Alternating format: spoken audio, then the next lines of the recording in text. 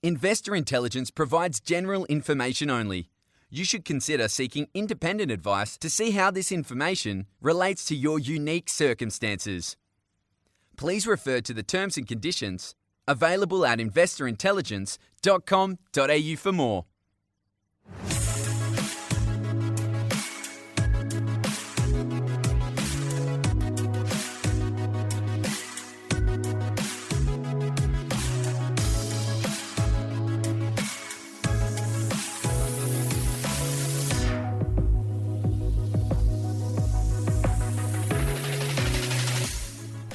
Welcome back to another episode of Investor Intelligence, brought to you by the team at the Property Mentors. It's your weekly podcast for all things investment.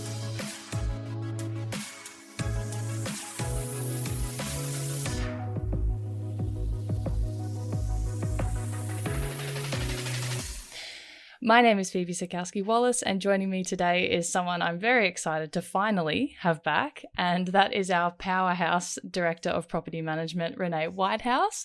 Welcome back, Renee. Thank you so much, Phoebe. Glad to be here. I know it's been a while.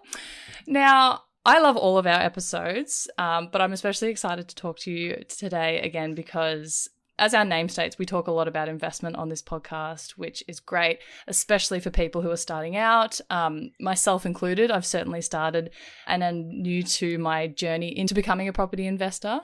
However, what I'm not new to, and what a lot of people are not new to, is renting. And so I've been renting for almost 10 years now, and this is why I really enjoy these episodes with yourself and also Rachel, who's our amazing assistant property manager, because I always learn something new about my current situation as a renter, because like many others, so many still have no idea of common processes, their rights when it comes to renting and how property management works in general. Would you agree? I would totally agree with that, yes. Yeah.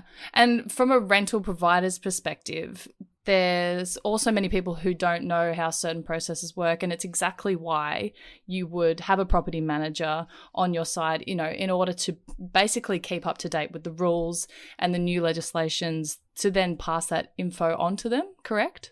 Yes, absolutely. Yeah. So today, Renee, we're talking about breaking the lease and what that means. So to get us started, what does that involve? What does breaking your lease involve?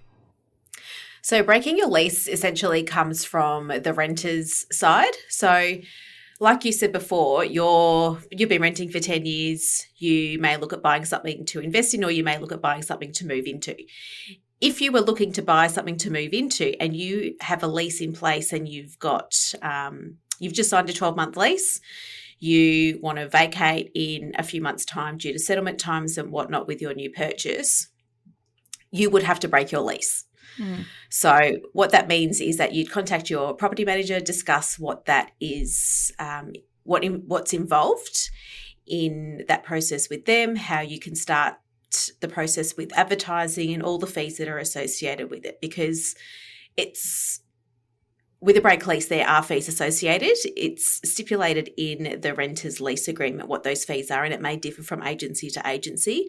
But what it means is that we ask our renters to sign a break lease acknowledgement form, which shows what their obligations are in terms of us allowing us to come through for inspections. They have to sign off on the fees and knowing what they need to pay. They essentially have to pay rent up until the day before a new tenant's lease is due to start. So it's in the renter's best interests to keep the property in really good condition when we come through and do those open for inspections to try and find a new renter. They have to be cooperative, and obviously there has to be good communication between all parties involved with that process. And then once we secure a new renter, obviously the owners involved with that process making and approving that application, that we need to then arrange for the final inspection to be conducted with the renter. Keys need to be returned, and then we can refund their bond if everything's okay. But that process it's heavily involved because obviously, yeah, all the open for inspections that we need to do the application processing, the lease documentation, and then the vacating and condition report. So there are fees associated with that. Mm.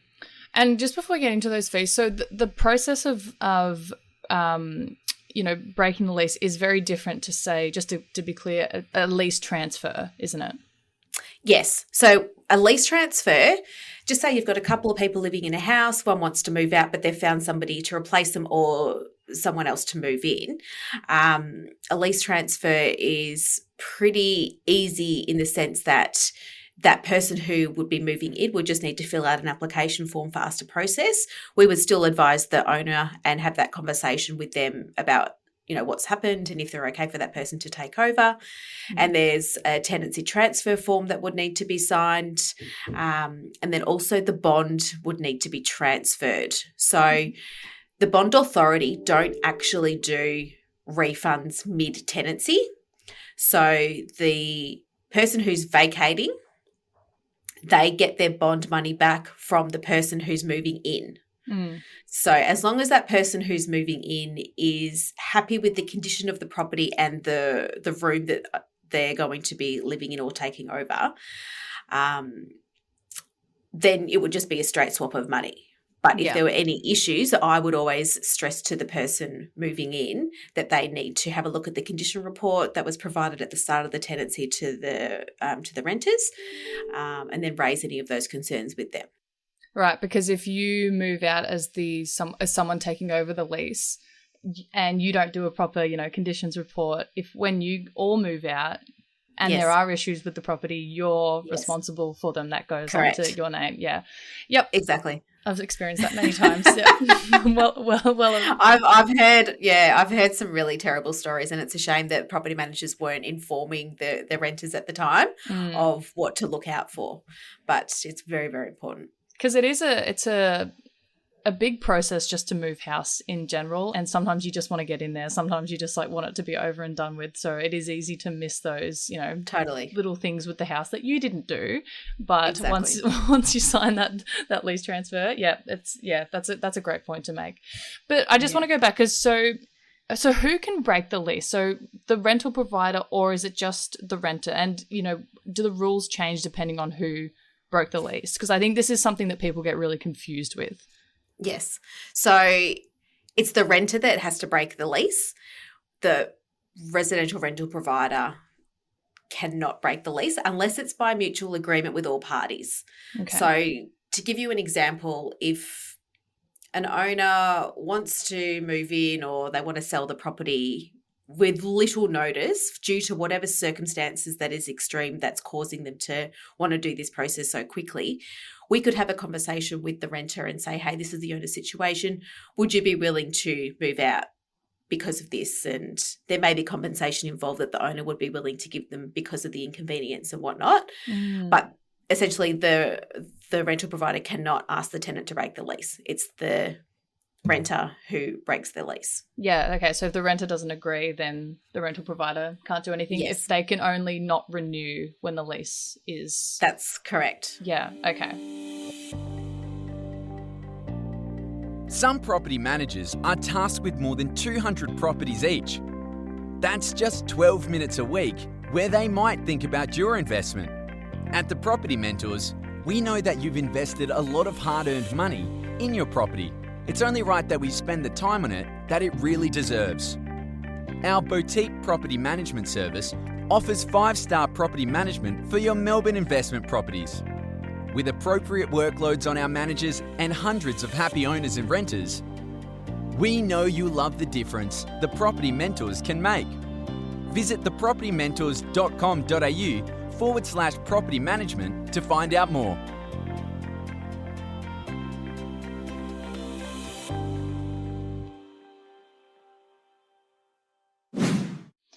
So there seems to be a lot of work involved there when it comes to breaking a lease. So who's responsible for paying for that work to be done? You sort of mentioned fees before, maybe break those down.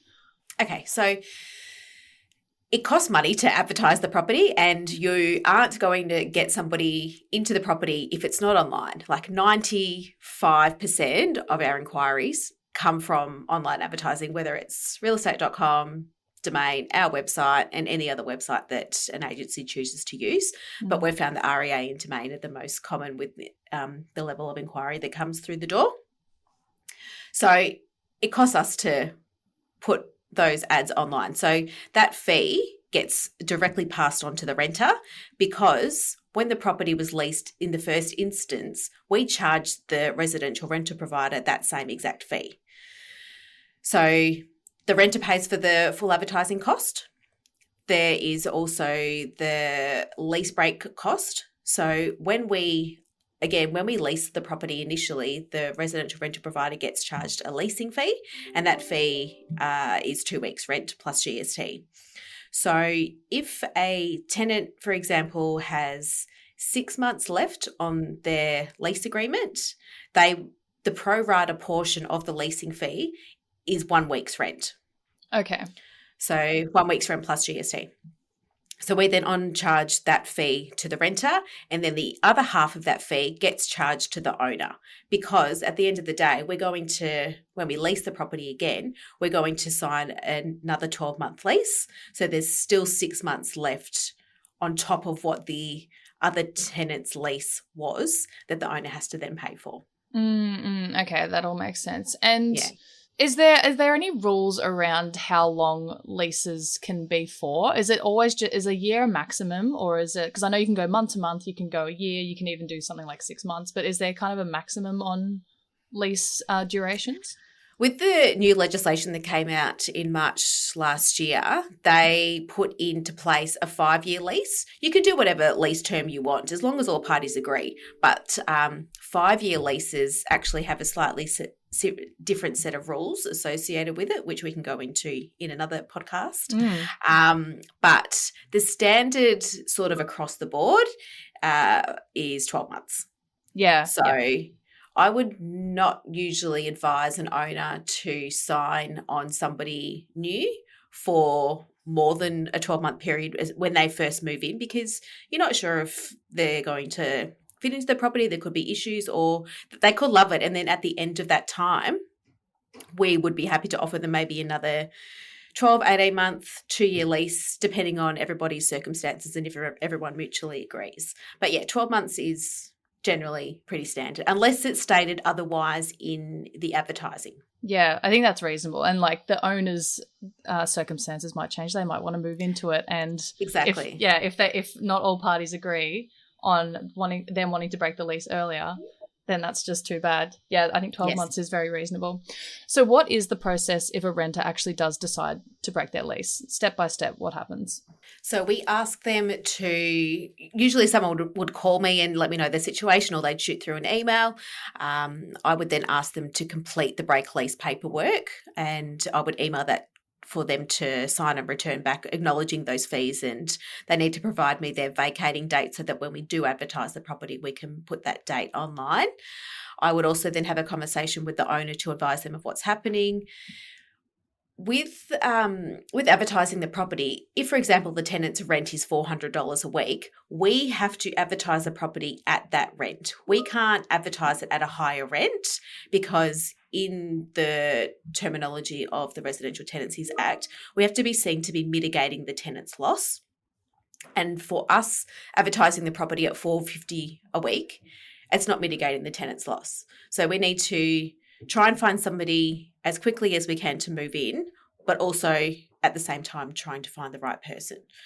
So once the tenant has acknowledged and signed that paperwork, I've advised the owner, we can then get the property online, and then we arrange for inspections to be held with the renters, approval of days and times and whatnot. And I would also have that conversation that they need to make sure that the property is presented well, which will then hopefully entice people to make an application. Yeah, okay. So I think from a renter's point of view, it's really important to realise that it is a long process, and it's not just, we want to move out, you just get anyone in. Oh, yeah. You want the rental provider to have someone decent in the house who's going to look after the house, and you've got to realise that they might be losing out on rent. So there is a long process. So I think from a renter's perspective, that's really, really good to know. Yeah. And so once we've started doing those open for inspections and then we receive some applications, we'll put those forward to the owner after we've done our processing and reference checks. Once one is approved, we will get them to sign off on the lease agreement, and then we'll advise the person who's breaking their lease of the time frame so that they know exactly when they need to pay the rent to, which is the day before the new lease starts. I can arrange with them for me to come through and collect the keys and do the final inspection, and we can discuss their bond. If the inspection's all good and there's no dramas, then we can refund their bond straight away, as long as all the fees are paid and their rent is paid up to on time. But if there's any maintenance or cleaning or damage that has been caused by the renter moving out, then we can discuss that with them then. Yeah. And then that may delay their bond being refunded. Yeah. So all good stuff to keep into consideration. Yeah. So Renee, to finish off, do you have any advice for people or for rental providers or the renters who are thinking about breaking their lease? Everyone's circumstances vary, and people break their leases for all different reasons, whether it's their purchase of property or they're moving interstate for a job or a relationship breakdown. Like, life happens to all of us. I think it's just important to be aware of what the costs are, be willing to be cooperative with your property manager, be a little bit flexible, and take their advice on board. Yep. I think that's fantastic. So it's always fascinating to learn this stuff because, again, after 10 years, you'd think that I'd be all over this, but things change. I'm still not around it. But I hope that clears up a few things for a lot of people, both from a rental provider and a renter's perspective, because, again, it just seems like it's just so easy to miss things. But Renee, thank you so much for your time today. I look forward to having you back on again soon. Thanks for having me.